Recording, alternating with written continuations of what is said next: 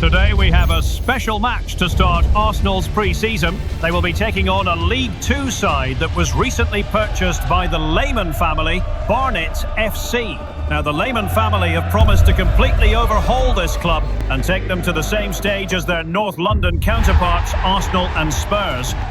This was the start of what I want to be the biggest underdog story in world football. The rise of Barnet, the Barnet Raiders.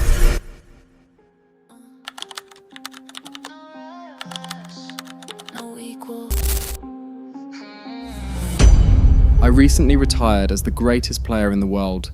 Although I still had a couple more years in front of me, I had a vision for something else, and the fact that I had completed football as a player made me want to chase another dream.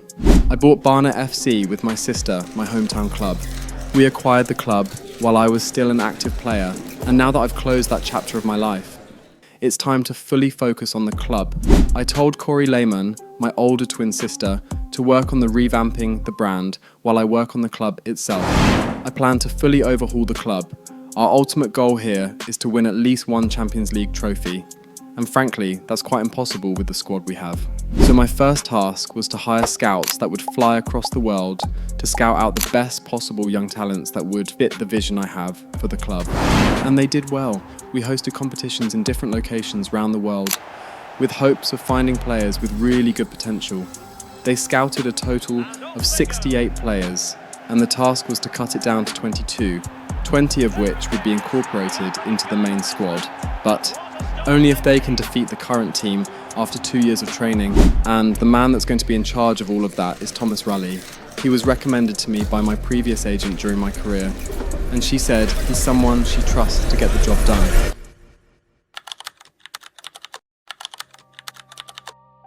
It was now 1 year of training since we scouted the youth players from all over the world. They did many different drills and many different matches to figure out who the main team is going to be. Only 22 players out of the 68 that were scouted remained, and I gave Thomas Raleigh, the coach, the task of shaving the squad size down to just 20 players. It was one more event left to get the squad number down to 20, and a very tricky one at that. There are 5 squads of 4 left, ranked from best to worst. The best 4 would play a match, and players from the losing teams who didn't score a goal would form a team to play against the team ranked at the bottom, and 2 players from the losers in that final match would be evicted from the programme. It was just 2 keepers in the squad, so they would be the 2 in goal for each opposing side. It was brutal, but it gave the lowest ranked players a chance to be retained in the squad. The first match started with Team A going up against Team B in a crowded arena. Kori made it an open game, so the Barnet fans can look at their potential future players and start getting accustomed to them. The first match started, and after a couple possession changes here and there, Team A was able to steal the ball and counter on goal. The shot was good, but they were unlucky not to take the lead there. El Fakir from Team B had a tame shot on goal, and it was easily headed away by the defender. Then shortly after, Okane Haruto from Team A got the first goal for his side. Useful looking position, you've got to say. And a goal! Not wasting much time today. They strike first. And after that, Rees Malik, the one who hit the bar earlier, made a good run, got past his marker and put it away for their second goal in quick succession. Oh yes! It's gone in! And now a chance for them to run. Team B quickly used their individual quality to get back into the match, scoring their first goal to pull the game back by 1. The match was intense. Both teams were going at it. Haruto hit the bar, another unlucky situation for them. Vete couldn't get past the goalkeeper. Caden's shot went wide, but they were finally able to get their second goal and the equaliser courtesy of Ruan Castaño. But even with the individual quality they had, they just couldn't overcome Team A's outstanding teamwork. Must be. Oh, just look at that! I don't mind saying that is a real chance. Well, the bar can be the goalkeeper's best friend.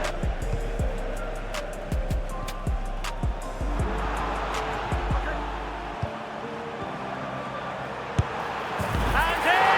Oh yes! Exactly what they were hoping to produce. The match ended with Team A dominating. They won the match, and with only 2 goal scorers from Team B, the 2 non-scorers would be on the chopping block. Team C had quality too, especially with their best player in the entire squad leading the side, Cheong-gu-won, a South Korean talent, that we were able to get into the program after a lot of convincing.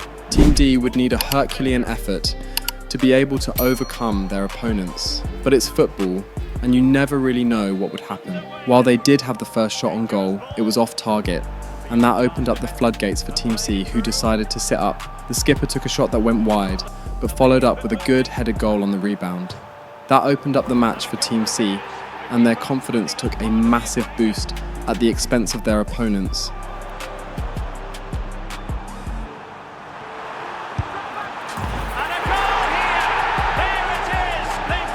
And after their second goal, striker Alexander Pavalos made a really insane block that further damaged the morale of his opponents. It was a big enough block to get the crowd riled up.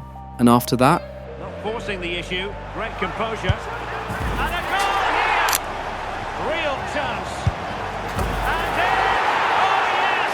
Exactly what they were hoping to produce. their finishing was far from perfect, but they were able to get 2 more goals to seal their inevitable win. Team D was able to pull one back, but it was too little too late for them. But the goalscorer had granted himself immunity. The match ended 4-1, a big statement win from Team C.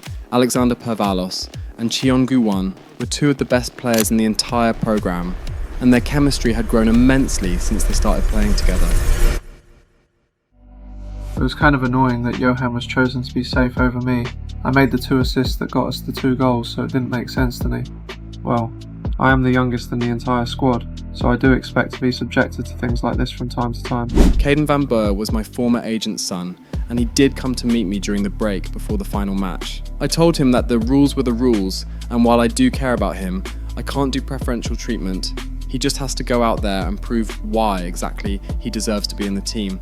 I believe in him. The final match was a really intense one. The Barnet fans in the stands were really impressed by what they've seen so far. This event was pretty much the make or break for our PR, and Kori got it spot on. The fans would fall in love with players that look like they can get their team out of League 2. The final match started. Caden led his side as the youngest player, and Team E, with the worst performing players in the programme so far, would need to upset their opponents if they all want to be safe. The match started with them giving up possession, and just like that, they conceded so early.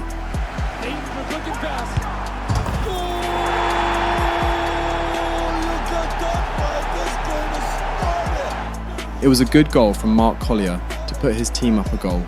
The match after that was tight, but they were able to pull away. A goal from Nigerian winger Jordan Obiawe, and they had a couple more chances that they missed before Obiawe was able to grab his second in the match.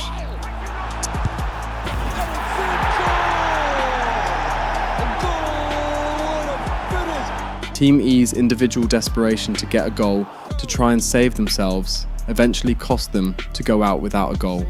Everyone in Caden Van Boer's team was safe now, and later on 2 players were evicted from the programme, leaving just 20 players. I attended a press conference after the event to talk about the event. The outcome was successful.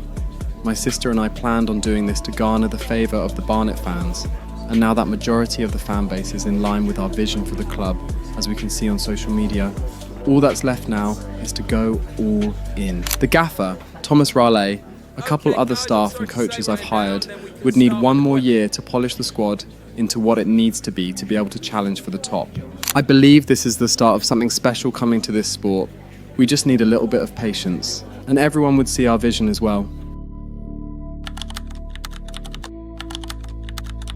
Well, this is going to be the toughest opponent the team would ever face. Arsenal have proved to be an unstoppable force, and I believe the boys would be able to learn something from the following games before the final showdown against the current Barnet side. After 1 more year of intense training to mould the team into the best possible versions of themselves, I had gotten 2 London clubs to participate in a pre-season match with us at the manager's request. I was not expecting our team to win the matches, but the manager, Thomas Raleigh, said he needed the team to experience the pain of defeat in a real-world situation for one last lesson before they go into the real world. I got Arsenal and Fulham to agree to play with us. No way in hell were we winning this. But I agreed that a defeat here would put down any possible ego trips the team has before they go up against the current Barnet squad. Arsenal was the club I first made my name, and where I retired as well, so they were eager to help my club grow in any way they could, and a thorough thrashing was what I told Mikel Arteta the team needs. It was in a packed Emirates Stadium, the biggest crowd the team had ever seen. Arsenal fans were eager to see what my team looked like. The Emirates wasn't a hostile environment, and while it was good, the team also needed to play in a hostile environment as well. And that's where Craven Cottage will come in handy. But first and foremost, they need to get through this match against Arsenal. I captained the side for our first real match against Arsenal, and at the Emirates at that. It was insane, I tell ya. Walking out alongside Saka, Gabriel, Saliba and Odegaard, to name a few. はウィングとしてプレーしてきた自分にとって、そして子供の頃からずっとアーセナルのファンだった自分にとって、ブカヨサカは本当に憧れの選手でした。彼はまだ若い選手ですけど、あの努力を続ける姿勢は心から転送しています。もちろん自分の一番好きな選手はリオネル・メッシなんですけど、こうしてサカと同じ場所に立てていることは本当に特別なことだと感じています。 Today we have a special match to start Arsenal's pre-season. They will be taking on a League 2 side that was recently purchased by the Lehmann family, Barnet FC. This team is somewhat the youth academy that Kai Lehmann wants to promote into the senior squad, and he has said they have undergone 2 years of training, so League 2 teams should beware of them when the season starts. Now, the Lehmann family have promised to completely overhaul this club and take them to the same stage as their North London counterparts, Arsenal and Spurs. A couple weeks from now, a match is scheduled between this Academy Barnet side versus the senior squad, and the Lehmanns say the winner of that match would be the team that they would back fully moving forward. The match started with Victor Gyökeres kicking off, and I have to say, we did hold our own. Into Caden Van Boer. Will he find the skipper on the cross? And it's played into the centre. Oh, how has he missed that? William Saliba. And he's lost custody of the ball here. Looking to get it to El Fakir. Can they do it? And saved by the keeper. And fed forwards. Saka down the wings. Not a lot of support for him yet. And a good intervention. Oh, that is a penalty! That is the inexperience of this side speaking volumes. Well, no booking on this occasion. Yeah, and I'm surprised not to see a yellow for that. And it is Martin Odegaard stepping up for Arsenal for this one. This to open the scoring here. And the spot kick is converted as coolly as you like. Well, have a look at this. This is cool as you like. He picks his spot, goes straight down the middle with enough precision. And with the goalkeeper committed, he just watches the ball go in. Is this the moment? Oh, a goal for Arsenal! It's theirs to lose now.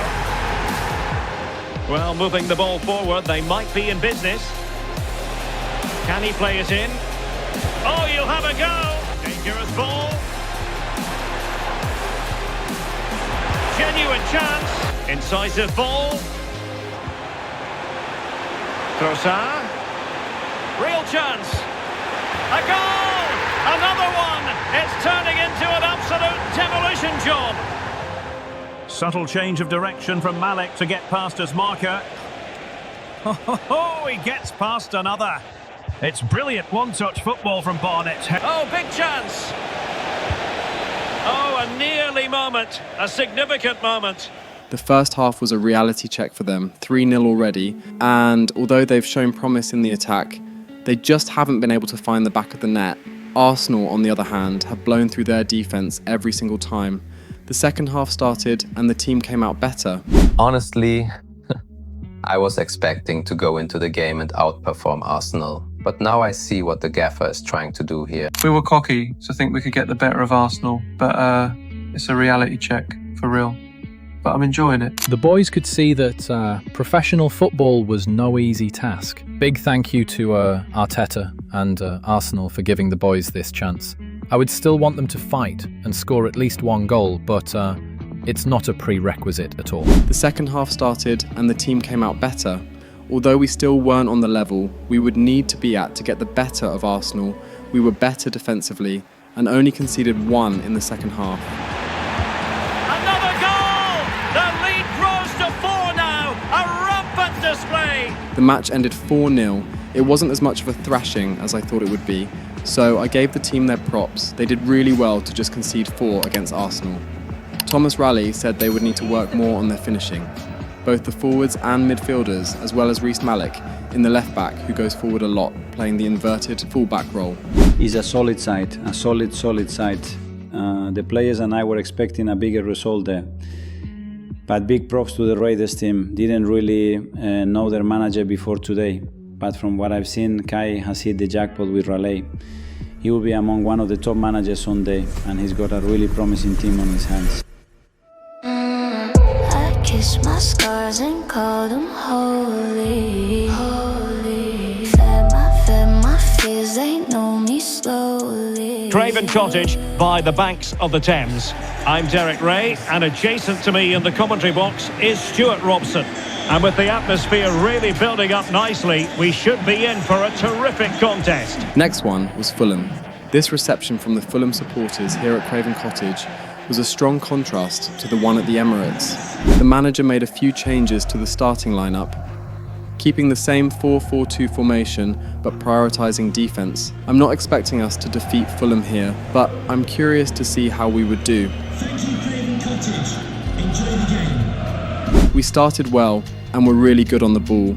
Cheongu-won, the captain, who is really good at passing, especially long balls, played one towards Haruto. He was able to get a header on it, but the Fulham defenders crowded the strikers. At the other end, Robinson was released on the wings, but Kobe Shaw was able to make a good recovery run to stop the cross with a well-timed slide tackle. We dealt with the corner well, and our defence in general was way better than last match.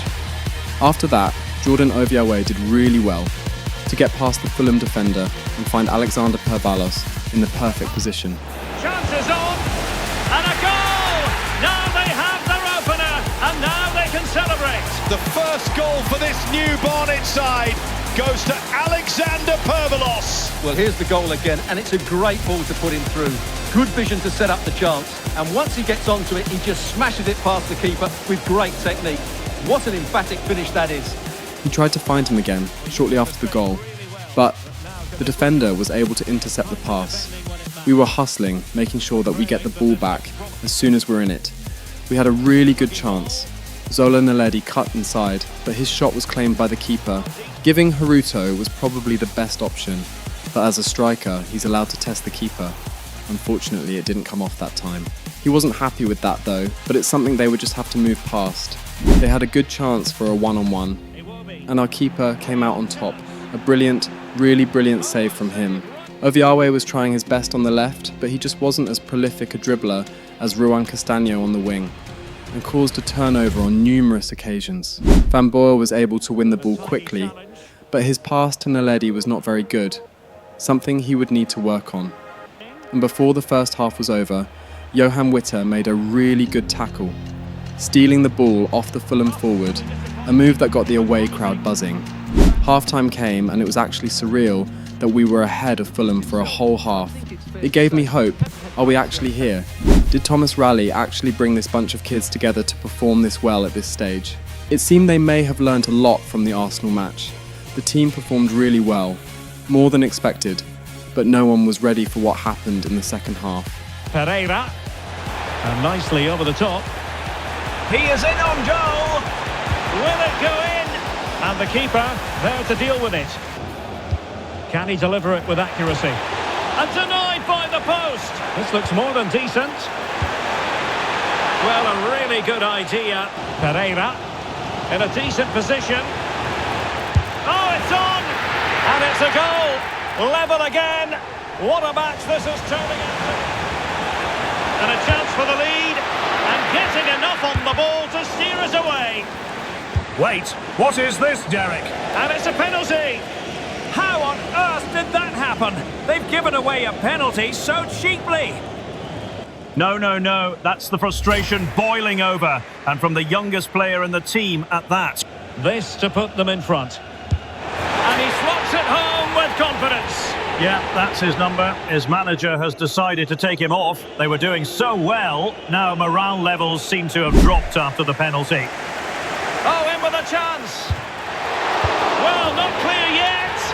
In it goes. At the second time of asking, and the keeper feels hung out to dry. 3 goals came just like that, and we were completely stunned. We had a chance to try and pull one back. Okanai Haruto was all over the pitch. His initial shot was blocked and cleared, and after we were able to build back up to the front, he headed the ball down to Pavalos, who wasn't able to beat the keeper. Haruto had one more chance after taking the corner short, but his shot was claimed by the keeper. The match ended shortly after that, and we were absolutely stunned. The Fulham support wasn't making it any easier on the players. But it's just a friendly match to make the team understand that they aren't the best in the world. It was still a very good performance from the boys. I actually don't understand why I was subbed off there. I get I was frustrated that we all were. Giving away the penalty was a mistake, but it is what it is. We really thought we had that at the end of the first half. Everything was going our way, and then we just lost control. If I were to put the blame on someone, I'll say Kaden and Zola. They're the youngest ones here. Still 16, so maybe they're not fully mature yet.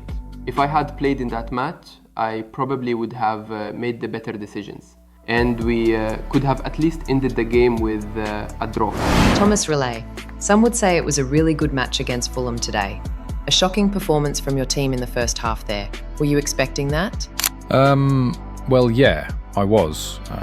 I believe in my players. The performance in the first half was a combination of everything I've taught them over the past 2 years, and Jordan and Alex were able to combine perfectly for that first goal to put us 1 goal up. In the second half though, it seemed your side just lost control of the reins and frustration got the better of them. I gotta say, as talented as this group of individuals are, they're still just teenagers, with the oldest of them being 20. They need experience, both theirs and from older teammates, which is why when we win the next match, I would be selecting based on that. Last question. Do you think your team can bounce back from this loss? Any team can bounce back from any loss. I believe the Lehmanns and I have instilled the right values into the bunch for the most part. We are winning the next match, no matter what. We came from the shadows, built in the cold, blood on the gravel, hearts made of gold. They never saw us, never believed. Now we the ghosts that won't concede. Bruised up, knuckles still in our tone. Raised by the fight, carved from stone. Every bloody loss just sharpened the blade. Now the kings of the war they made. The next match was against the main Barnet first team. After I bought the club, I told Dean Brennan about my plans. If the academy team wins, they become the first team, and 6 players from his side would be retained, and vice versa. He was adamant that they weren't going to lose to a bunch of kids. And while I'm biased towards the side that I've spent a lot of money growing for the past 2 years, I always keep my word, so it's game on. The Barnet fans were ready for this one. This was the match that would change everything for them. If the academy wins, there's a clear future goal to chase, and if the first team wins, I'll still keep my word to back the manager and improve the team, but that excitement won't be there. It is Barnet versus the team that would be called Barnet Raiders. The first team versus a Kai Lehmann supercharged academy, as most Barnet fans like to call them. This is a match for all the marbles for both sets of players. A win here would secure their future, and a loss might just be the end of their footballing careers. Brutal as may be, the Lehmanns say it is needed to push this club to the next level. Dean Brennan, the Barnet coach, has had 2 years to train his players for this moment, and Thomas Raleigh, a man who has already been praised by some of the big guns and the managerial part of the game, who will come out on top here? Would age and experience triumph, or would raw skill and talent overcome the obstacle in their way? This academy team shocked us last time out, performing really well against Fulham for a big chunk of the game, even taking the lead at some point. Barnet fans are split between who to support here. Something like this has never happened in the history of this sport. And of course it is Kai Lehmann that is changing history yet again. Too easy, far too easy. And room now out on the flank. Electing to cross into the centre. Good-looking move. It's a weighted pass. And the keeper parried it away in style. And back with Alexander. It's in the Rouen. And a goal! The first goal here goes to the Barnet Raiders. Really brilliant team goal from the team there. From Haruto to Pavanos to Van Boer, and Ruan Castellano finishes it off one time. Keeper had absolutely no chance with that. Barnet looking to get the goal back as quick as possible. Surely the equaliser. Oh, there it is! A back and forth sort of match. Now they're level again. The lead lasted nearly minutes.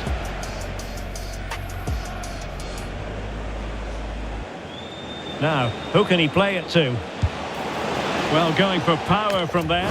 Even Steven going into the second half of this one. Will it happen for them? Well, a bit more in the way of precision was required. I think we would all agree it's a logical decision to make the change. Didn't have a great game today.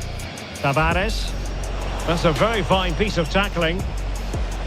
Can he put them in front? Well, it was a wonderful chance, but the goalkeeper comes through. And back with Alexander. Beautifully weighted ball. Not all that hard to deal with crosses like that. Kenlock. A goal here might win it. And great work from the keeper to avert the danger. Normal time ended with a 1-1 draw. The match was extremely tight. Both sides really wanted the win, it was evident. They were fighting like their lives depended on it, which is what I wanted to see. Extra time was up next. I didn't want them taking the easy way out. I wanted them to battle through it all for a place in the new team. And late in the first half of extra time, one of them got one more goal to seal the win and to seal their place as the first team of Barnet. Would he be able to make the run across the pitch? He's holding his run, waiting for backup. Backup arrives, 1-2 with Ruan. He's in on goal here! And a goal! At this stage of the game, it might be decisive. And just look at their supporters. They have done it! They have pulled it off, and it's thanks to the individual brilliance of this young man, Zola Naledi. Zola Naledi, the second youngest player in the academy team, got the win for his side and sealed their future for them. The match ended 2-1, and the team that would be carrying on for Barnet, soon to be called Barnet Raiders, was the ones from the academy. When the smoke gets clear, low light, eyes in silence. Every scar a patch of defiance. They don't see the storm we hide, but it's rolling deep inside. Dark